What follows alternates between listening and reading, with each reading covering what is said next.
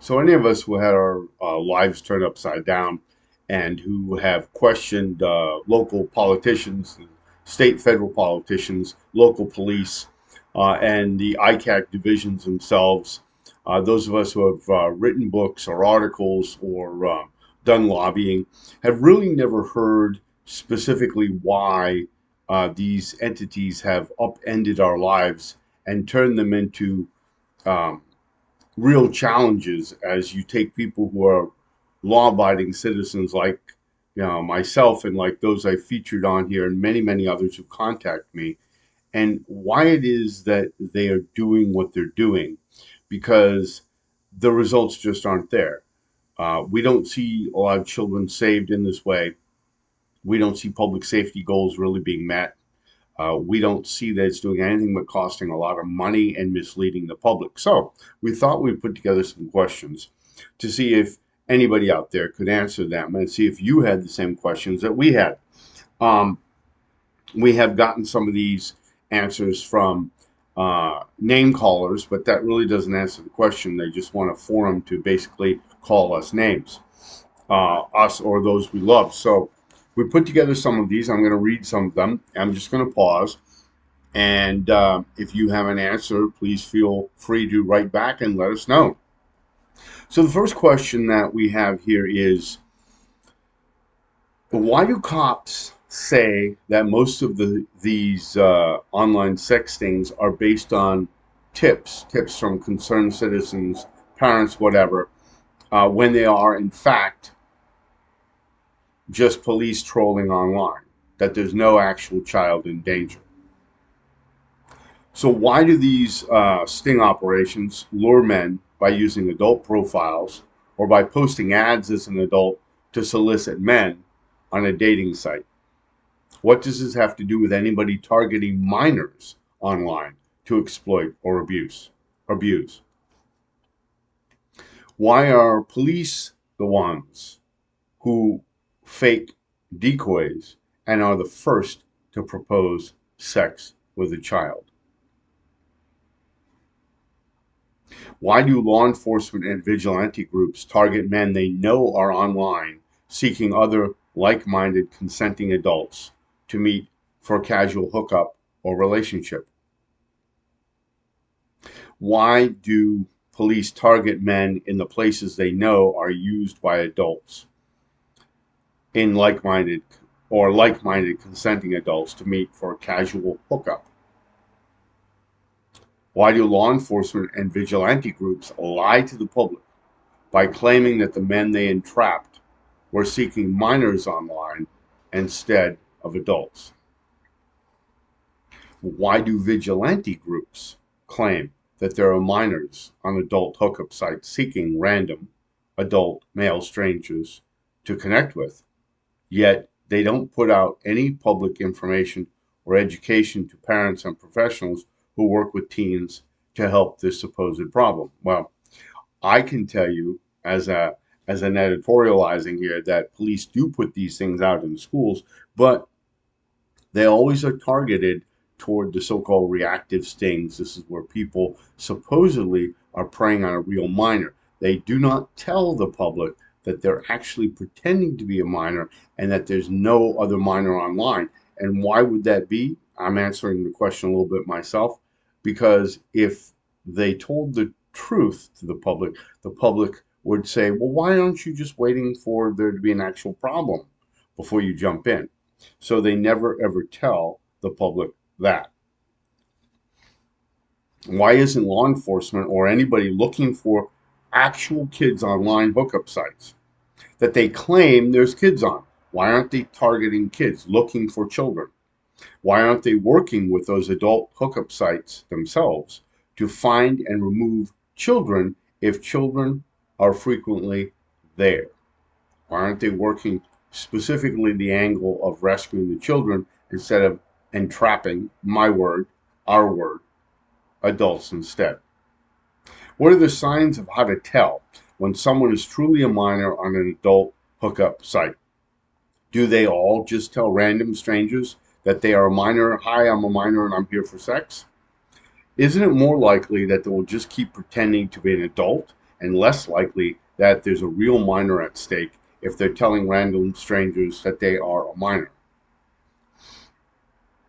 Why do decoys encourage a sexual conversation and sometimes even demand it, instead of working at trying to steer the conversation away from sex?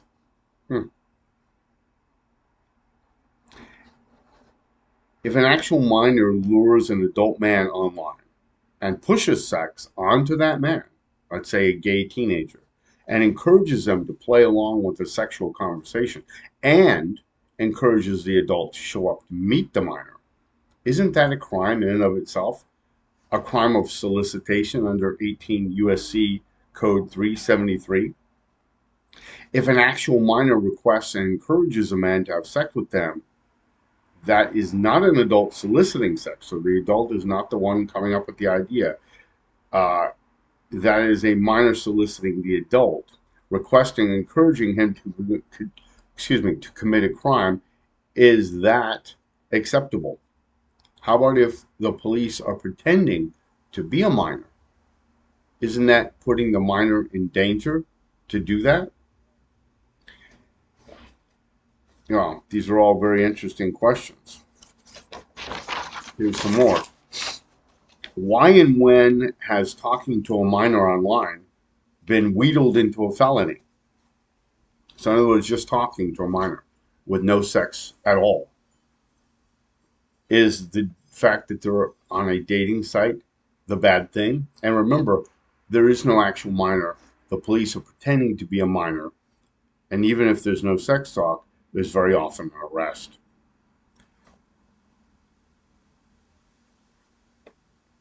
So, child exploitation, law enforcement tells us, is any sexual contact between someone under the age of 18 and someone 18 and over.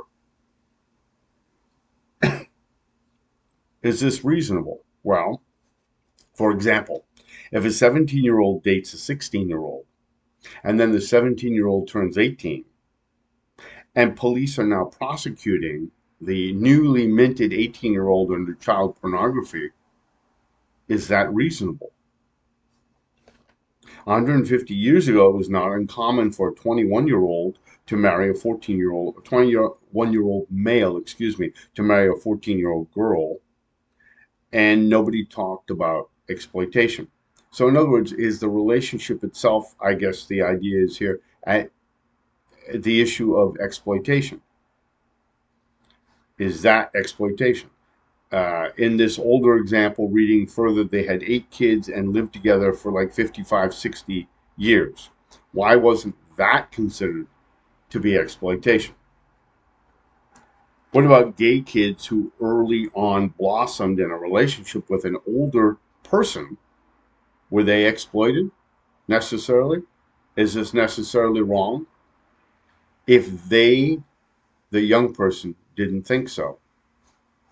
And again, these are questions that people submitted, people have asked me about, and I'm posing them out there.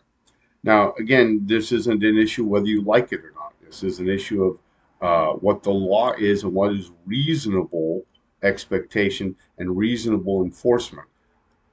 The Fourth Amendment covers getting a warrant for intercepting electronic communications, any communication you may have online. Uh, I was going to have put the USC code for the person here, but I didn't, excuse me. But it's under federal and state law, a lot of times it is illegal, and yet police are not getting a warrant. So they don't get a warrant. Why not? Is it because it's inconvenient? And why aren't these cases being thrown out more? Why aren't police and prosecutors being held to account by judges to allow forensic analysis of devices? In other words, electronic analysis of the devices are very often discouraged and not allowed by judges. Why is that? Why wouldn't you want to know for sure digitally whether the device wasn't in any way tampered with or manipulated? Why is it that the court doesn't ask any questions when police are there and simply assert? They simply say, this person did this. We don't have any evidence, but you can trust us. as happened in the Ryan Pitt case and in many other cases. Why is that? So there are a lot of questions really here that the police and the prosecution refuse to answer. And as I've indicated, um, vigilante groups are very, very interested in going after people who harm children. And maybe they should, maybe not. They're not specially trained. In some cases, they are working with law enforcement, and law enforcement is ceding a lot of authority to these groups to aid in the I should say some of these groups, to aid in prosecuting people, questioning suspects, etc., which is not allowed under law. Why are they doing that? For vigilantes, for their part, why is it that they are not looking everywhere where this is being done, such as the deep and dark web, or where police are actually doing something? The Washington Post series, I can't remember what it's called exactly.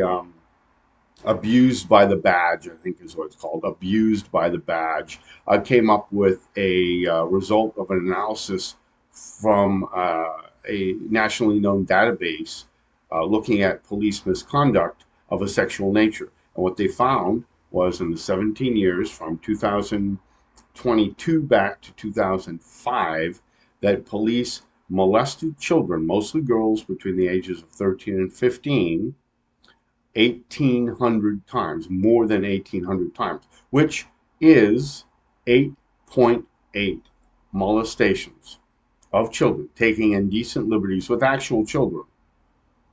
8.8 a week. Why is that not being investigated? Why aren't vigilante groups and other public service groups interested in public safety going after the police more vigorously on this? Remember, the police are supposed to be the good guys. And of course, in many cases, they are not being ruined, and they are actually, in some cases, not even being disciplined for these cases. Why is that? Okay. So there are many, many questions that we can pose that really ask, some key questions of what are the police doing that impinge upon our rights, not people complaining that they're being caught, as trolls have said, because that's really lazy intellectual thinking. Not claiming that court documents explain everything because they don't explain everything. They don't explain context. I have a forthcoming book that forthcoming. I'm still working on it, but I'm to the point where I'm analyzing what is happening at the police interrogation video, and there's some interesting patterns that keep emerging every time there are exculpatory pieces of evidence. The police are preventing me from discovering it. Police are being allowed to, with prosecutors, block evidence that is coming into the court. Those judges are saying, no, we're not going to allow these things to come in, and yes, we're going to allow these. One of the best examples is Dr. Stephen Kilpatrick, who was a physics professor out in the western part of Virginia, who is serving a 35-year sentence. He's already in his late 60s, and this is based on a police decoy. There was no actual minor involved. There was no actual contact with a minor. Okay, so he's being punished for something that never really took place and wasn't going to be. And at the same time, although police said so, police say so, that's good enough. And that's really the point. At what point does he get to defend himself? He asked for a forensic analysis of a psychological nature on his own propensity to have done something like this with a minor, or to want to do something. The court successfully allowed the prosecution, or successfully denied him such an expert, but did not deny the state. The state got their expert saying, "Oh yes, this guy's very, very bad," even though he had no prior history. And that's another question: why is it that people with no prior history are utterly destroyed, where we have police who have a prior history are retained, and in some cases hired later on, like happened with the deputy sheriff in the western part of the state, who was drummed out of the state patrol, nevertheless got another job despite having questionable psychological evaluations. Went out to California, killed a girl or girl's parents and relatives, kidnapped the 17-year-old girl, and after a chase was gunned down. And that sort of thing is far more worrying, it would seem to me. And yet we have people like Caitlin Grimley, a woman who was a math teacher in this part of the uh, Virginia, the eastern half in Fauquier County, who actually had sex with a real child and nothing happened. So there's very many questions about how we are prosecuting these cases and who we are punishing and who we are letting out, and whether this makes any sense from a public service or public safety standpoint. So, in any event, if you have any questions, please throw them out there. We thought it was a good idea to bring some of them up.